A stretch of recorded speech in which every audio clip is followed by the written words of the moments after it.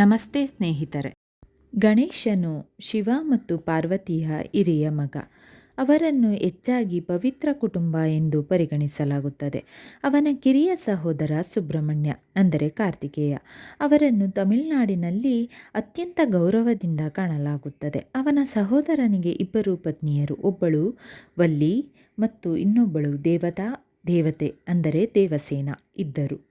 ಆದರೆ ಹೆಚ್ಚಿನ ಸಂಪ್ರದಾಯಗಳಲ್ಲಿ ಗಣೇಶನು ಬ್ರಹ್ಮಚಾರಿಯಾಗಿಯೇ ಇದ್ದನು. ಆದ್ದರಿಂದ ಮಕ್ಕಳಿಲ್ಲ. ಆದಾಗ್ಯೂ ಕೆಲವರು ಗಣೇಶನ ಮೂಲದ ಬಗ್ಗೆ ವಾದಿಸುತ್ತಾರೆ. ಗಣೇಶನು ತನ್ನ ತಾಯಿ ಮತ್ತು ತಂದೆಯಿಂದ ಜನಿಸಿದವನೆಂದು ಕೆಲವರು ಹೇಳುತ್ತಾರೆ. ಆದರೆ ಇನ್ನೂ ಕೆಲವರು ಅವನ ಜನನವು ಅವನ ತಾಯಿಯಿಂದ ಮಾತ್ರ ಎಂದು ಹೇಳಿಕೊಳ್ಳುತ್ತಾರೆ. ಇನ್ನು ಕೆಲವರು ಅವನು ತನ್ನ ತಂದೆ ಶಿವನಿಂದ ಮಾತ್ರ ಜನಿಸಿದನೆಂದು ಹೇಳುತ್ತಾರೆ ಮತ್ತು ಇನ್ನು ಕೆಲವರು ಅವನ ಜನನವು ಅವನ ಚಿಕ್ಕಮ್ಮನಿಂದ ಎಂದು ಹೇಳಿಕೊಳ್ಳುತ್ತಾರೆ. ಈ ಎಲ್ಲ ಭಿನ್ನಾಭಿಪ್ರಾಯಗಳಲ್ಲಿ ಅವನು ಸ್ವಯಂ ಜನ್ಮ ಪಡೆದವನಾಗಿರುವುದರಿಂದ ಅವನು ಬೇರೆ ಯಾರಿಂದಲೂ ಹುಟ್ಟಿಲ್ಲ ಎಂಬ ಕಲ್ಪನೆಯೂ ಬಂದಿದೆ. ಗಣೇಶನ ಮೂಲದ ಬಗ್ಗೆ ಮಾತನಾಡುವ ಅನೇಕ ಕಥೆಗಳಲ್ಲಿ ಒಂದು ಪಾರ್ವತಿ ಸ್ನಾನ ಮಾಡುವುದನ್ನು ವಿವರಿಸುತ್ತದೆ. ಅವಳು ತೊಂದರೆಗೊಳಗಾಗಲು ಬಯಸಲಿಲ್ಲ. ಆದ್ದರಿಂದ ಅವಳು ತನ್ನ ದೇಹದಿಂದ ಕೊಳೆಯನ್ನು ತೆಗೆದುಕೊಂಡು ಅದರಿಂದ ಒಂದು ಹುಡುಗನನ್ನು ರೂಪಿಸಿದಳು. ಅವನು ಅವಳನ್ನು ಕಾಯಬೇಕಿತ್ತು. ಶಿವ ಮನೆಗೆ ಹಿಂದಿರುಗಿದಾಗ ತನ್ನ ಮನೆಗೆ ಪ್ರವೇಶಿಸದಂತೆ ತಡೆಯಲ್ಪಟ್ಟಿದ್ದಕ್ಕಾಗಿ ಅವನು ತುಂಬ ಅಸಮಾಧಾನಗೊಂಡು ಮತ್ತು ಆದ್ದರಿಂದ ಹುಡುಗನ ತಲೆಯನ್ನು ಕತ್ತರಿಸಿದನು. ಪಾರ್ವತಿ ಅದನ್ನು ನೋಡಿದನು ಮತ್ತು ತುಂಬ ದುಃಖಿತನಾಗಿದ್ದನು. ಶಿವನು ತಲೆಯನ್ನು ಹುಡುಕಲು ತನ್ನ ಸೈನ್ಯವನ್ನು ಕಳುಹಿಸಿದನು. ಅವರು ಉತ್ತರಕ್ಕೆ ತಲೆಯೊಂದಿಗೆ ಮಲಗಿದ್ದನ್ನು ನೋಡಿದ ಮೊದಲ ವ್ಯಕ್ತಿಯ ತಲೆಯನ್ನು ತೆಗೆದುಕೊಳ್ಳಲು ಹೇಳಿದನು. ಅವರು ಆನೆಯ ಮೇಲೆ ಬಂದು ಅದರ ತಲೆಯನ್ನು ಹಿಂದಿರುಗಿಸಿದರು. ಶಿವನು ಹುಡುಗನ ದೇಹದ ಮೇಲೆ ತಲೆಯನ್ನು ಇಟ್ಟಾಗ ಅವನು ಇದ್ದಕ್ಕಿದ್ದಂತೆ ಪುನರುಜ್ಜೀವನಗೊಂಡನು ಮತ್ತು ಯಾರಾದರೂ ಯಾವುದೇ ಕಾರ್ಯವನ್ನು ಪ್ರಾರಂಭಿಸುವ ಮೊದಲು ಅವನನ್ನು ಯಾವಾಗಲೂ ಪೂಜಿಸಲಾಗುವುದು ಎಂದು ಶಿವನು ಅವನಿಗೆ ವರವನ್ನು ನೀಡಿದನು. ನಂತರ ಅವನು ತನ್ನ ಸೈನ್ಯದ ಸೇನಾಪತಿಯೂ ಆದನು. ಗಣೇಶನನ್ನು ಅವನ ಅನುಯಾಯಿಗಳು ಬಹಳ ಬುದ್ಧಿವಂತನೆಂದು ಪರಿಗಣಿಸುತ್ತಾರೆ ಮತ್ತು ತನ್ನ ಕಿರಿಯ ಸಹೋದರನನ್ನು ಸುಲಭವಾಗಿ ಮೀರಿಸುವ ಸಾಮರ್ಥ್ಯ ಹೊಂದಿದ್ದಾರೆ. ಗಣೇಶನ ಬುದ್ಧಿವಂತಿಕೆಯ ಬಗ್ಗೆ ಹೇಳುವ ಅನೇಕ ಕಥೆಗಳಿವೆ. ಉದಾಹರಣೆಗೆ, ಸುಬ್ರಹ್ಮಣ್ಯನು ತನ್ನ ಸಹೋದರನೊಂದಿಗೆ ಜಗತ್ತನ್ನು ಸುತ್ತಲು ಬಯಸಿದ ಸಮಯವಿತ್ತು. ಅವನು ತನ್ನ ನವಿಲಿನ ಮೇಲೆ ಸವಾರಿ ಮಾಡುತ್ತಾನೆ ಮತ್ತು ಗಣೇಶನು ಎಂದಿನಂತೆ ತನ್ನ ಇಲಿಯ ಮೇಲೆ ಸವಾರಿ ಮಾಡುತ್ತಾನೆ ಎಂದು ತಿಳಿದಿದ್ದನು. ಓಟವು ಪ್ರಾರಂಭವಾಗುವ ಮೊದಲೇ ಸ್ಪಷ್ಟ ವಿಜೇತನೆಂದು ತೋರುತ್ತದೆ. ಆದರೆ ಗಣೇಶನು ಬುದ್ಧಿವಂತನಾಗಿ ಸವಾಲಿಗೆ ಒಪ್ಪಿಕೊಂಡನು ಮತ್ತು ಅವನ ಕಿರಿಯ ಸಹೋದರ ಭೂಮಿಯನ್ನು ಸುತ್ತಲೂ ಓಡುತ್ತಿದ್ದಂತೆ ಹಿಂದೆ ಉಳಿದ ಗಣೇಶನು ತನ್ನ ತಾಯಿ ಮತ್ತು ತಂದೆಯನ್ನು ಸುತ್ತಿದನು. ಅವನ ಅತಿಯಾದ ಉತ್ಸಾಹಿ ಸಹೋದರ ಹಿಂತಿರುಗಿದಾಗ ಗಣೇಶನಿಗೆ ಈಗಾಗಲೇ ಬಹುಮಾನ ನೀಡಲಾಯಿತು. ಅವನ ಸಹೋದರನಿಗೆ ಅಸಹ್ಯವಾಗುವಂತೆ ಗಣೇಶನು ವಿಶ್ವವನ್ನು ಒಳಗೊಂಡಿರುವ ಅವರ ಹೆತ್ತವರನ್ನು ಸುತ್ತುವರೆದಿದ್ದೇನೆ ಎಂದು ವಿವರಿಸಿದನು. ಈ ಕಾರಣಕ್ಕಾಗಿ ಗಣೇಶನನ್ನು ಬಹುಮಾನವಾಗಿ ವರವಾಗಿ ನೀಡಲಾಯಿತು. ಅವನ ತಂದೆ ಶಿವನು ಅವನನ್ನು ಯಾವಾಗಲೂ ಮೊದಲು ಪೂಜಿಸಲಾಗುವುದು ಎಂದು ಹೇಳಿದನು.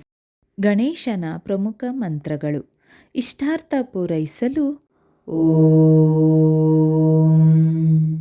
ಗಂ ಗಣಪತಯೇ ನಮಃ ಅಥವಾ ಓಂ ಏಕದಂತಾಯ ವಿದ್ಮಹೇ ವಕ್ರತುಂಡಾಯ ಧೀಮಹಿ ತನ್ನೋ ದಂತಿ ಪ್ರಚೋದಯಾತ್. ಇದು ಗಣೇಶನ ಗಾಯತ್ರಿ ಮಂತ್ರವಾಗಿದೆ. ಕೆಲಸದಲ್ಲಿನ ಅಡೆತಡೆ ನಿವಾರಣೆಗಾಗಿ ಓಂ ವಕ್ರತುಂಡ ಮಹಾಕಾಯ ಸೂರ್ಯಕೋಟಿ ಸಮಪ್ರಭ ನಿರ್ವಿಘ್ನಂ ಕುರು ಮೇ ದೇವ ಸರ್ವಕಾರ್ಯೇಷು ಸರ್ವದಾ. ಸಂಪತ್ತು ಹಾಗೂ ಸಮೃದ್ಧಿಗಾಗಿ ಓಂ ಶ್ರೀಂ ಗಂ ಸೌಭಾಗ್ಯ ಗಣಪತಯೇ वरवरद सर्वजन्मा मे वशमान्य नमः। ಸಂಕಟ ನಿವಾರಕ ಮಂತ್ರ. ಗಣಪತಿ ನಿರ್ವಿಘ್ನರಾಜೋ ಲಂಬಾತುಂಡೋ ಗಜಾನನ.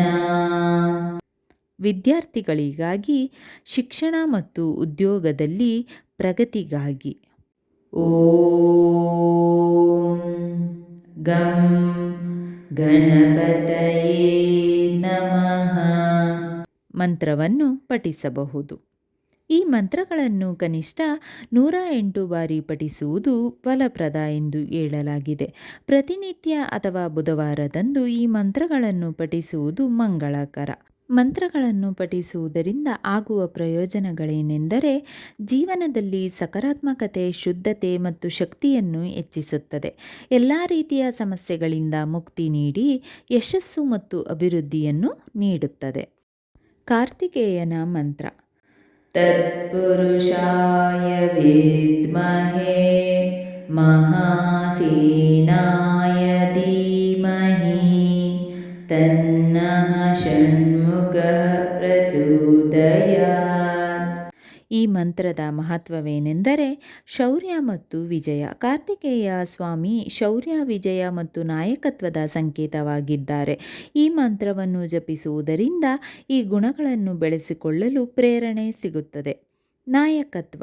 ಇದು ನಾಯಕತ್ವ ಗುಣಗಳನ್ನು ಬೆಳೆಸಿಕೊಳ್ಳಲು ಪ್ರಾರ್ಥಿಸುವವರಿಗೆ ಮಾರ್ಗದರ್ಶನ ನೀಡುವ ಶಕ್ತಿಯುತ ಮಂತ್ರವಾಗಿದೆ. ಸುವರ್ಣ ಹಸ್ತಕ್ಷೇಪ. ಶ್ರೀ ಸುಬ್ರಹ್ಮಣ್ಯ ಸ್ತೋತ್ರಗಳಲ್ಲಿ ಹೇಳಿರುವಂತೆ ಈ ಮಂತ್ರವನ್ನು ದೈನಂದಿನ ಭಕ್ತಿಯಿಂದ ಪಠಿಸುವುದರಿಂದ ಶ್ರೇಷ್ಠ ಜ್ಞಾನವನ್ನು ಪಡೆಯಬಹುದು ಎಂದು ಹೇಳಲಾಗಿದೆ. ಇದರಿಂದ ಮೂಕರಾದರೂ ಮಾತನಾಡುವ ಶಕ್ತಿ ಬರುತ್ತದೆ. ಮಂತ್ರವನ್ನು ಹೇಗೆ ಪಠಿಸಬೇಕೆಂದರೆ ಈ ಮಂತ್ರವನ್ನು ಭಕ್ತಿಪೂರ್ವಕವಾಗಿ ಪಠಿಸುವುದು ಉತ್ತಮ ಫಲಿತಾಂಶ ನೀಡುತ್ತದೆ. ಈ ಮಂತ್ರವನ್ನು ಪಠಿಸುವಾಗ ಕಾರ್ತಿಕೇಯನ ರೂಪ, ಶಕ್ತಿ ಮತ್ತು ಗುಣಗಳನ್ನು ಗಮನದಲ್ಲಿಟ್ಟುಕೊಂಡರೆ ಅದರ ದೈವಿಕ ಅರ್ಥವನ್ನು ಹೆಚ್ಚು ಆಳವಾಗಿ ಅರ್ಥ ಮಾಡಿಕೊಳ್ಳಬಹುದು ಎಂದು ನಂಬಲಾಗಿದೆ. ಸುಬ್ರಹ್ಮಣ್ಯ ಸ್ವಾಮಿಯ ಮೂಲ ಮಂತ್ರ ಈ ರೀತಿ ಇದೆ. ಓಂ ಶರವಣ ಭವ ನಮಃ. ಇದು ಮನಸ್ಸಿಗೆ ಶಾಂತಿ ನೀಡುತ್ತದೆ, ಅಡೆತಡೆಗಳನ್ನು ನಿವಾರಿಸುತ್ತದೆ ಮತ್ತು ಸಮೃದ್ಧಿಯನ್ನು ತರುತ್ತದೆ. ಈ ಮಂತ್ರವನ್ನು ಪಠಿಸುವುದರಿಂದ ದೈವಿಕ ಆಶೀರ್ವಾದ ಮತ್ತು ಮಾನಸಿಕ ಸ್ಪಷ್ಟತೆ ಸಿಗುತ್ತದೆ ಎಂದು ನಂಬಲಾಗಿದೆ. ಓಂ ಎಂದರೆ ಆದಿಸ್ವರ. ಶರವಣ ಎಂದರೆ ಭಗವಾನ್ ಮುರುಗನ ಇನ್ನೊಂದು ಹೆಸರು. ಭವಯ ಎಂದರೆ ಆಶೀರ್ವಾದವನ್ನು ತರುವವನು. ನಮಃ ಎಂದರೆ ನಾನು ನಮಸ್ಕರಿಸುತ್ತೇನೆ. ಮಂತ್ರ ಪಠನದ ಪ್ರಯೋಜನಗಳೇನೆಂದರೆ ಮನಸ್ಸಿಗೆ ಶಾಂತಿ ದೊರೆಯುತ್ತದೆ, ಮಾನಸಿಕ ಸ್ಪಷ್ಟತೆ ಮತ್ತು ಭಾವನಾತ್ಮಕ ಸಮತೋಲನವನ್ನು ಒದಗಿಸುತ್ತದೆ, ಅಡೆತಡೆಗಳು ನಿವಾರಣೆಯಾಗುತ್ತವೆ, ಸಮೃದ್ಧಿ ಮತ್ತು ದೈವಿಕ ಆಶೀರ್ವಾದ ಲಭಿಸುತ್ತದೆ. ಈ ಮಂತ್ರವು ಕಾರ್ತಿಕೇಯ ಎಂದು ಕರೆಯಲ್ಪಡುವ ಹಿಂದೂ ದೇವನಾದ ಸುಬ್ರಹ್ಮಣ್ಯನಿಗೆ ಅರ್ಪಿತವಾಗಿದೆ ಮತ್ತು ಅವರ ಆಶೀರ್ವಾದ ಹಾಗೂ ರಕ್ಷಣೆಗಾಗಿ ಪಠಿಸಲಾಗುತ್ತದೆ. ಸ್ನೇಹಿತರೆ, ಈ ವಿಡಿಯೋ ಇಷ್ಟವಾದಲ್ಲಿ ಲೈಕ್, ಶೇರ್ ಆ್ಯಂಡ್ ಕಾಮೆಂಟ್ ಮಾಡಿ. ಮುಂದಿನ ವಿಡಿಯೋಸ್ಗಳಿಗಾಗಿ ಚಾನಲ್ ಅನ್ನು ಸಬ್ಸ್ಕ್ರೈಬ್ ಮಾಡಿ. ಧನ್ಯವಾದಗಳು.